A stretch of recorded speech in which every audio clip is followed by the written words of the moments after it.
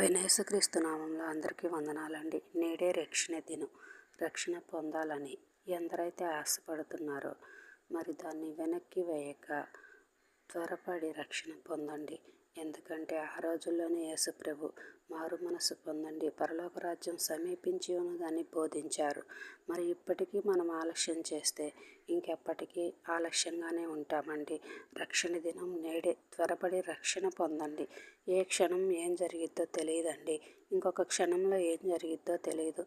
మనం ఇక్కడ ఉండగానే రక్షణ మారు మనసు పొందాలండి. పరలోక రాజ్యంలో ప్రవేశించాలంటే ఇక్కడ ఉండగానే మనం రక్షణ మారు మనసు పొందాలి. మనము దేవుని కోసం జీవించాలి. ఆ రక్షణకు తగినట్టుగా జీవించాలి. మారు మనసుకు తగినట్టుగా మనము జీవించాలి.